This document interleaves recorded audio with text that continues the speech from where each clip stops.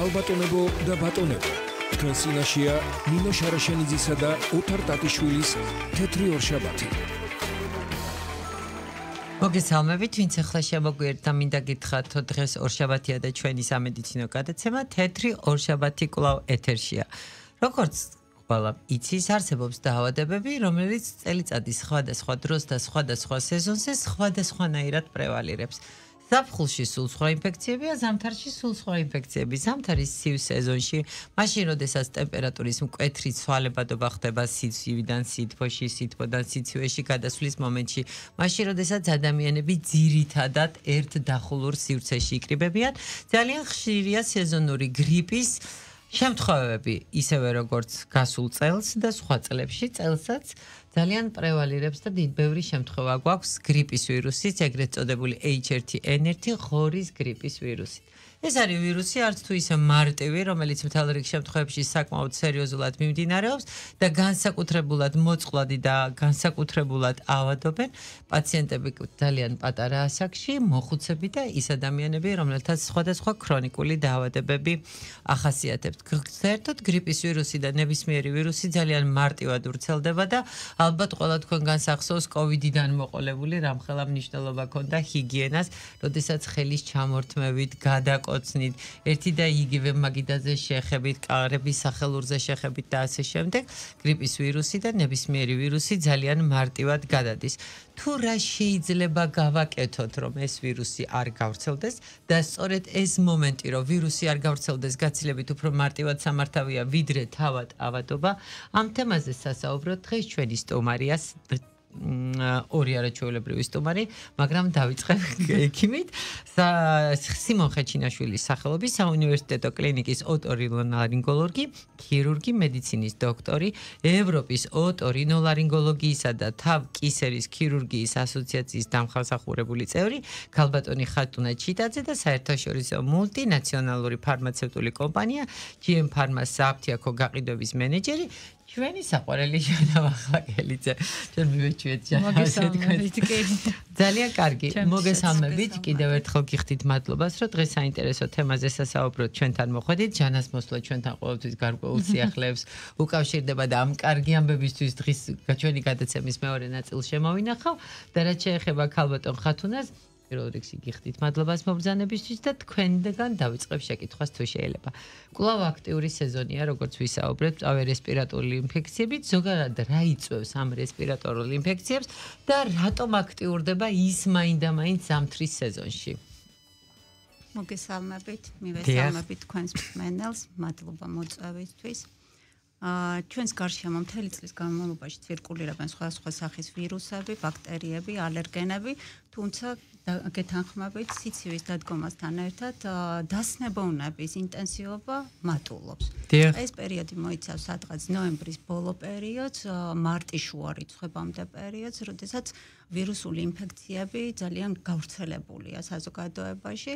ამისთვის აუცილებელია, რა თქმა უნდა, წინ და წინ მოხდეს შესაბამისად აცრა გრიპის ვირუსთან დაკავშირებით, ოქტომბრიდან მოყოლებული და დავიცვათ ამ. ანუ არა იმ პერიოდში, სანამ დადგება გრიპის ეპიდემია პიკს მიაღწევს, ხო? მანამდე უნდა მოვემზადოთ. ეხლა ძალიან ბევრი მეკითხება, რომ შენიშნეს უკაცრავად შეგაწყვეტინა ადამიანების ის კატეგორია, რომელსაც თავის დროზე არ ჩაიტარეს ვაქცინაცია და ეხლა როცა ნახეს, რომ მათ გარშემო ბევრი ავადობს, გადაწყვიტეს ეს ავადობის პერიოდში ვაქცინაცია და სამწუხაროდ ამ დროს უკვე დაგვიანებულია, იმიტომ სანამ იმუნური სისტემა გაძლიერდება, ამასობაში გაზაფხული, თბილი გაზაფხული გვიდგება და ვირუსული დასნებოვნების რისკიც რა თქმა უნდა კლებულობს. დიახ.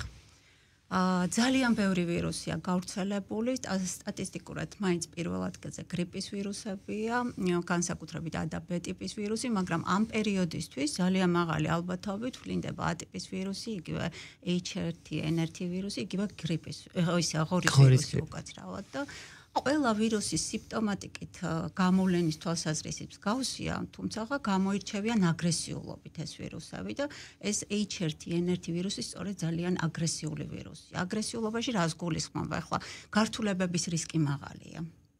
მაღალია რისკი იმის, რომ ოტიტი განვითარდეს, მაღალია რისკი იმის, რომ მწვავე ტონზილიტი, ეგრეთ წოდებული ანგინა, პარატონზილარული აბცესი, სინუსიტები ჩამოყალიბდეს და ძალიან ბევრია მომართვიანობა ამ ვირუსის შემდგომი გართულებებით ჩემს პრაქტიკაში, ოტორინოლარინგოლოგიური სპეციალობით. აი, როგორც წესი, ადამიანების უდიდესი ნაწილი თვითონ ავადობის პერიოდში ცდილობს, რომ გარკვეულ სიმპტომებს თვითნებურად გაუმკლავდეს. იწყებენ სახში სხვადასხვა ხალხური მედიცინის გამოყენებით, ადგილობრივად რაღაც გამოფართოებლების, ცხვირის წვეთების გამოყენება, ზოგჯერ იღებენ ანტიჰისტამინებსაც. რამდენად გამართლებულია ეს ქმედება და რამდენად შესაძლებელია გარკვეულ შემთხვევებში ამ ვირუსის სახლის პირობებში მართვა? სახლის პირობებში მართვა საწყის ეტაპზე აუცილებელია და განსაკუთრებით უნდა იყოს მოსახლეობა ინფორმირებული, იმიტომ სწორი მართვა ძალიან ბევრ გართულებას აგვარიდებს თავიდან. სწორ მართვაში გულისხმობ, რა თქმა უნდა, ადგილობრივ ანთებისაწინააღმდეგო პრეპარატებს და არა ანტიბიოტიკებს, რომ გაიქცევიან და თვითნებურად შეიძენენ ანტიბიოტიკი. არავითარ შემთხვევაში ეს უნდა მოხდეს, რა თქმა უნდა, მკურნალი ექიმის რეკომენდაციით. მაგრამ მანამდე აუცილებელია რა გვაქვს ახლა ხომ ცხვირხახა ინტერესდება ვირუსული ინფექციების შემთხვევაში ეს არის პირველი ბარიერი და სიმპტომატიკაც აქედან გამომდინარე ვლინდება ხომ ანუ ეს არის ცხვირიდან უხვი გამონადენი ცხვირის სუნთქვის გაძნელება პირიქით ეს არის ყელის ტკივილი დისკომფორტი ყლავის გაძნელება ტემპერატურული რეაქცია და პაციენტი უნდა იყოს ინფორმირებული როგორ მართოს ეს სიმპტომატიკა ანუ პირველი მართავთ ტემპერატურას განსაკუთრებით ეს აუცილებელია პატარა ასაკის ბავშვებში, იმიტომ მაღალ ტემპერატურას შესაბამისად მთელი რიგი სერიოზული გართულება შეიძლება მოხდეს. ამიტომ პირველი რასაც ვაკეთებთ ეს არის იბუპროფენის ფორმულის გამოყენება. ერთია პრეპარატი გამოვიყენოთ, მაგრამ აი განსაკუთრებით პატარა ასაკის ბავშვებთან არის პრობლემა, უნდა იყოს სწორად არომატიზირებული წამალი. ამიტომ აი ჩემთან რომოდიან პაწუკები, მარწყვის არომატით მინიშნავ წამალს, იმიტომ მოსწონთ ეს არომატი.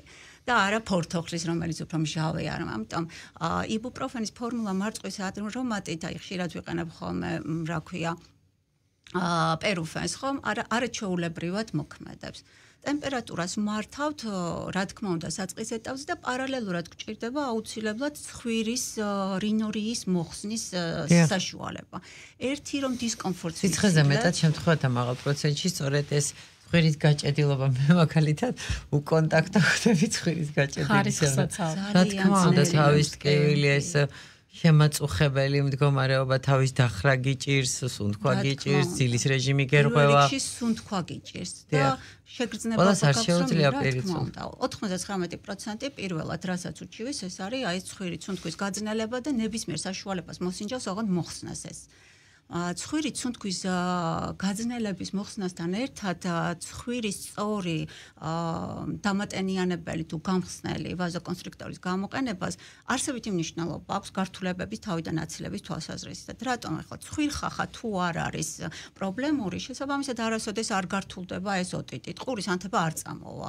ამიტომ თუ მოსახლეობა ინფორმირებული იქნება, რომ საწყის ეტაპზევე მოხდეს როგორც ცხვირის დამატენიანებლის გამოყენება, ასევე ვაზოკონსტრიქტორის გამოყენება ქსილომარინის სახით მაგალითად არაჩვეულებრივი შედეგი იქნება, მოეხსნება ცხვირის სუნთქვა დასტაბილურდება, გამონადენი შემცირდება მაქსიმალურად და პლუს მილები, რომლებიც ცხვირის და ყურს ერთმანეთთან აკავშირებს, იქნება გახსნილი, ეგრეთ წოდებული ევსტახის მილები. ამიტომ ოტიტით გართულების რისკი მაქსიმალურად შემცირდება. ეს არის აუცილებლად გასათვალისწინებელი პირველივე სიმპტომების გამოვლენისთანავე. თუ მოგვიანებით ეტაპზე ჩვენ დავიწყებთ ამ პირველ საწყისი პოზიციების გამოყენებას, რა თქმა უნდა, შედეგი არ გვექნება და გართულებაც უფრო მაღალი ალბათობით გამოვლინდება. ამიტომ საწყისივე ეტაპზე სიმპტომატიკის გამოვლენისთანავე სასურველია, რომ გამოვიყენოთ ეს საშუალებები. ასევე ყელის ტკივილი. გაუსაძლისი ტკივილი, რომელიც ღორის ვირუსს ახასიათებს. საშინელი ტკივილი, საშინელი ყლავის გაძნელება, ისეთი შეშუპება ყელში, რომ ზოგჯერ სუნთქვის უკმარისობის შეგრძნებაც მოდის.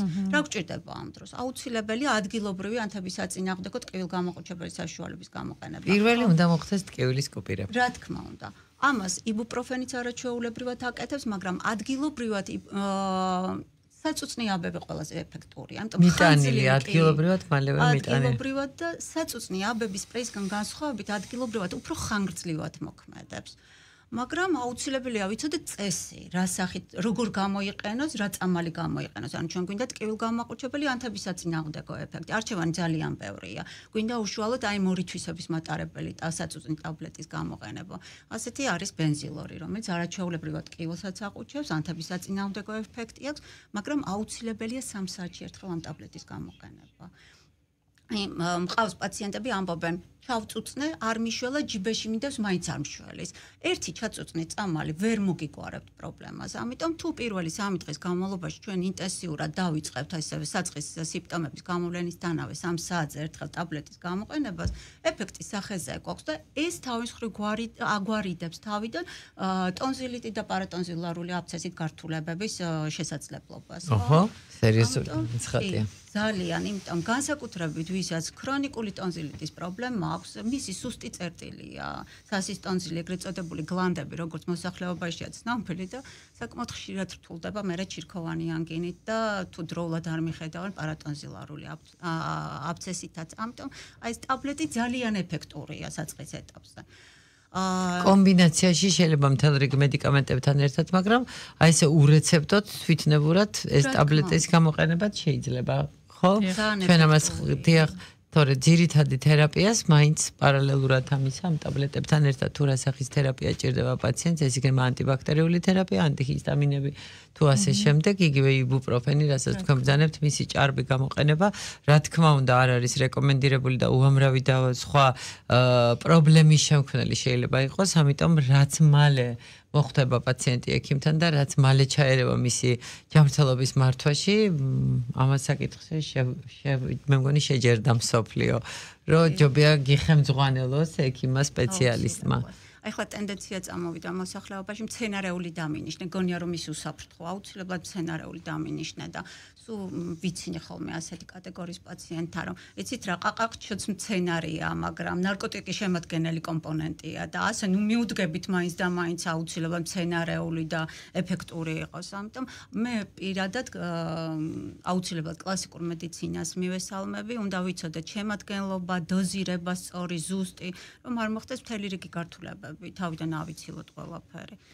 საერთოდ რახან სურდოზებს საუბრობთ, ვინაიდან ჩვენი გადაცემა უფრო შემეცნებითია და მოსახლეობისთვის ცნობიერების ამაღლების დონეს ემსახურება, მინდა გითხრათ, რომ ტკივილი, ცხვირის გაჭედილობა და ყურის ტკივილი ძალიან ხშირად სრულ კორელაციაშია ერთმანეთში, როგორც ქალბატონმა ახსენა, მილი, რომელიც აკავშირებს ცხვირხახას და ყურს ერთმანეთთან, ეს არის ერთი სავალი, რომელშიც ხდება ჩვენი ორგანიზმიდან გამოყოფილი სხვადასხვა სეკრეტის დრენირება და როდესაც ეს მილი თავისი ანთების გამო, შიგნით მოცირკულირეს სითხის გაბლანტების გამო ხდება მისი დახშობა, ირღვევა ეს დრენირების პროცესი, რაც იწვევს მარტივად რო ახსნათ წნევის მომატებად იგივე ყურში, რაც ხდება ყურის ძლიერი ტკივილის, ამიტომ ერთჯერადაც და ადგილობრივად ყურის წვეთების გამოყენება თუ კი ცხვირის სავალი გახსნილი არ არის, რა თქმა უნდა შედეგს არ იძლევა და სწორედ ამ ქარის ექიმის ჩართულობაც აუცილებელი,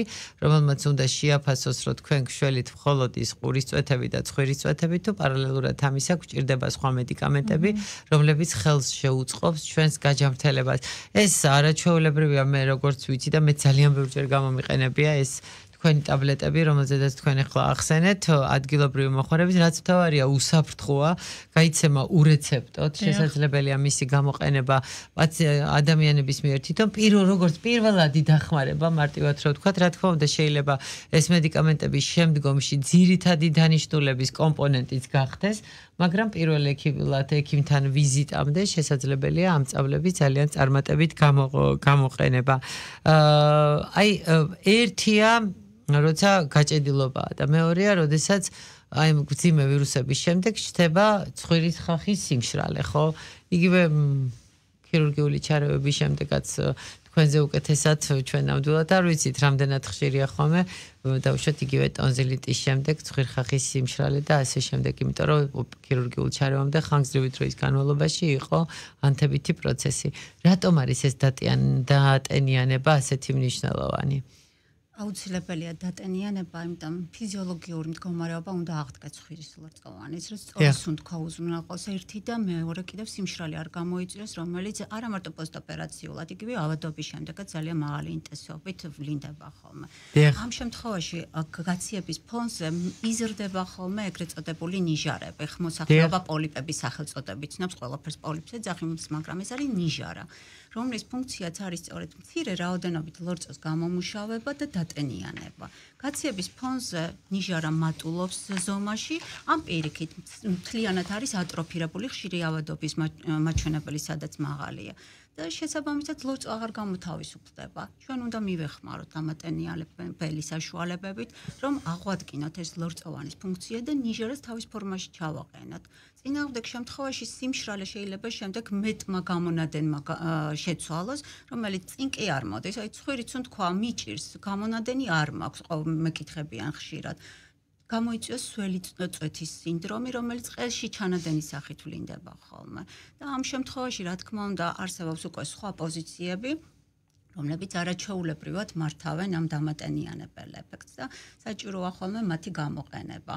აი მე ვხმარობ ხოლმე მაგალითად ნიამარინი, რა ქვია, ძალიან კარგად ატენიანებს და უზრუნველყოფს აი დამატენიანებელ ეფექტთან ერთად ადგილობრივ იმუნომოდულაციურ ეფექტსაც, იმიტომ მაქსიმალურად ბოჭავს ვირუსებს, მიკრობებს, ალერგენებს, რომელიც განსაკუთრებით შემოდგომა გაზაფხულზე აქტიურდებიან ხოლმე.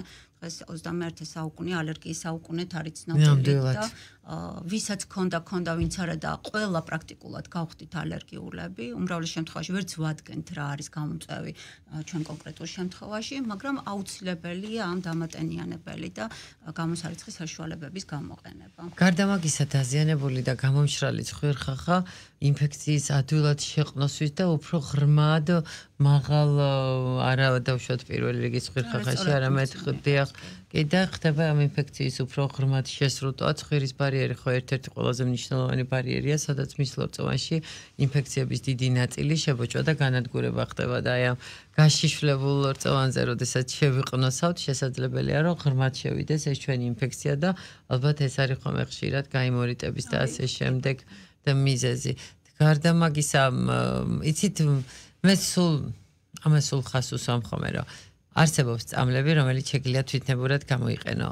რა თქმა უნდა, მარტივი სიმპტომების დროს, რომელიც მარტივად მოგვარდა, თუმცა არსებობს დაავადებების დიდი კატეგორია, რომელიც პირველი კლინიკური სიმპტომების ჩაქრობის შემდეგ შესაძლება რამოდენიმე დღეში, რამოდენიმე კვირაში შენიღბული უკან დაგვიბრუნდეს გარიცილებით მძიმე დაავადებით. იგივეა თუ გნებავთ ეს გაიმორიტი, ფრონტიტი, თქვენ წახან ჩანადენი ახსენეთ ცხვირხახაში და რამდენი პაციენტი შემხვედრია მე პირადად, რომელსაც ჰქონდა ხველის რეფლექსი და ეს ხველის რეფლექსი ხო და ფილტვების რენტგენი, მომისმინე ფილტვებში, აი ეს ჰაერი გამოვიცვალე, ვიყავი აბასთუმანში, მაინც ვახველებ და მარტივი ძალიან ესეთი დამნაშავე იყო ცხვირხახა, საიდანაც ხდებოდა მუდმივი ჩანადენი. რესპირატორული ინფექციებზე როცა ვსაუბრობთ, რესპირატორული ინფექციები მხოლოდ გრიპი ხო არ არის არა? არსებობს, არ შემიძლია რომ არ კითხოთ რახან ბარემ დავიკავე თქვენი დრო. აი ნიჟარების დეზინტეგრაცია ისეთი ძალიან ცნობილი ქირურგიული ჩარევა ოტორინოლარინგოლოგიაში. მე მეტყობა ხო დიდი ხნის განმავლობაში ოტორინოლარინგოლოგებთან ერთად რომ ვიმუშავე. არის ძალიან ისეთი ცნობილი ქირურგიული ჩარევა. თუმცა მთელ რიგ შემთხვევებში შედეგი არ მოაქვს ამ ჩარევას. რა დროს მიმართავთ ხოლმე ძირითადად ამ ქირურგიულ ჩარევას? ორგანიზმის ძალიან სერიოზული პრობლემაა ნიჟარების ჰიპერტროფია და 99% შემთხვევაში ეს არის ალერგიულ ფაქტორთან. ჩემს გარშემო უკაცრავად შეგაწყვეტიეთ უამრავ ადამიანს ვიცნობ, მათ შორის ჩემს შვილს, ჩემს დიშვილს, რომლებიც არიან დამოკიდებული აეროზოლზე. და შეიძლება საერთოდ არ დაჭირდეთ, მაგრამ ის ფაქტი წარმოდგენა იმისა, რომ არ აქვთ ხელმისაწვდომ ადგილას, თუ გინდათ ეს ქსილომარინი, თქვენი ქსილომარი. ხო, ეს არის ტრაგედიის ტოლფასი. ახლოს უნდა გქონდეს. კი, უნდა იცოდეს რომ არის. ეს არის სერიოზული პრობლემა და ამიტომ ამბობ საწყის ეტაპზე ქსილომარინის გამოყენება არაჩვეულებრივ შედეგს გვაძლევს. მაგრამ 10 რა არის ქსილომარინის ფორმულა? აი რის ხარტრიქტორია. ეს 10 დღეზე მეტი არ შეიძლება ამის გამოყენება. შესაბამისად უწყვეტად ამის გამოყენება არამს თუ შედეგს მოგცემთ, უფრო გაგირთულებს საქმეს, იმიტომ რომ უფრო შეაშუპებს ნიჟარას. ნიჟარების დასარეგულირებული საშუალება ეს არის მომეტაზონის ფურვადი. სულ სხვა ფორმულა, რომელსაც მიჩვევა არ ახასიათებს. და ასეთი არაჩვეულებრივი წამალია რენოქსი. სულ დამცინია შენ რენოქსის გარეშე პაციენტს არ უშვებ, იმიტომ რომ ყოველ მეორის ნიჟარა აქვს გადიდებული. ფიზიკურად და იწევს ეს ნიჟარების აპატარავებს ზომაში. და უმრავლეს შემთხვევაში ახლა ქირურგი ვარ, გასაგებია პირიქით ეს ქირურგიული ის, მაგრამ რეზერვი ორგანიზმის ამოუწურავია, რომ მithქვამს, რომ აქ შეიძლება ამბულატორიულმა მკურნალობამ ეფექტი არ მომცეს, ძალიან კარგი ეფექტი დაუდია ამ მომეტაზონის ფურვაც და არაჩვეულებრივად მოქმედებს სხვადასხვა ანტიალერგიულ საშუალებებთან კომბინაციაში, იმიტომ კიდევ ერთხელ აღვნიშნავ, ნიჟარების ჰიპერტროფია 99%-ში არის ალერგიულ ფონთან ასოცირებული. მაგრამ მინიმუმ 1 თვის განმავლობაში და დოზირება აუცილებლად ექიმთან შეთანხმებით, იმიტომ შეიძლება ბავშვებში მაღალი დოზით გამოვიყენო და პირიქით მოზრდილებში დაბალი დოზით საკმარისი იყოს და ეს დოზის მომენტი უნდა აკონტროლოს აუცილებლად ოტორინოლარინგოლოგმა. ორი დანიშნულების პირობებში შეიძლება ყოველგვარ ქირურგიას აუაროთ გვერდი. მაგრამ თუ დაგჭირდა თავისთავად ერთ თვიან მკურნალობას თუ გადის პაციენტი და 50%-საც არ მაძლევს შედეგი, მაშინ ვეუბნები სხვა გამოსავალი არ არის, მაშინ ქირურგიულად უნდა დამუშავდეს. გამომდინარე იქიდან რომ ნიჟარა არის ალერგიული წარმოშობის, ჩვენ კი გავაკეთებთ დეზინტეგრაცია, სხვადასხვა მეთოდები არსებობს ამის, მაგრამ ალბათობა იმის, რომ მომავალში კიდევ გაიზრდება, რა თქმა უნდა რჩება, იმიტომ ალერგიული ფონი გრძელდება, ხომ? ჩვენ რომც ავდგეთ და სხვაგან გადავიდეთ საცხოვრებლად, რა გარანტი გვაქვს, რომ იმ ადგილზე უფრო მეტი ალერგენი არ დაგხვდება და უფრო რთული ფორმით არ გამოვლინდება ჰიპერტროფიული რინიტი. ამიტომ სასურველია ჩვენ თანაცხოვრება ვისწავლოთ ალერგიასთან. დიახ, თავისთავად რა თქმა უნდა. შევეგუოთ ალერგიულ ფონს. და თუ ქირურგიულად მუშავდება მეთოდებზეა უკვე აქცენტი გაკეთებული, რა მეთოდით გაკეთდეს. აი სტატისტიკურად თუ დავაკვირდებით, ლაზერი დამუშავების შემთხვევაში ნიჟარა უფრო კარგად ექვემდებარება პოსტოპერაციულ პერიოდს და ვიდრე სულ მისი მოცილება. მისი მოცილება კატეგორიულად არ შეიძლება, ამიტომ მშრალი ცხვირის სინდრომი რჩება. ხო, თავისთავად რა თქმა უნდა. ჩვენი პირველი ნაწილის დრო დასასრულს მივახლოვდა და უცებ აი შეჯამების თვალსაზრისით რო ვთქვათ, რომ ესე იგი ხვირის გაჭედილობის და ვირუსის შემთხვევაში ერთჯერადად რატო თვითნებურად აბსოლუტურად დასაშვებია რომ გამოვიყენოთ ის აბები და წვეთები, რომლებიც მოგვეხმარება პირველად ის შეშუპების, პირველად ინფექციის კონტროლის, მოგვიხსნის მძიმე კლინიკურ ჩივილებს და ესწამლებია ქსილომარილი და საწუნწნი აბები ბრძანეთ ბენზილორი.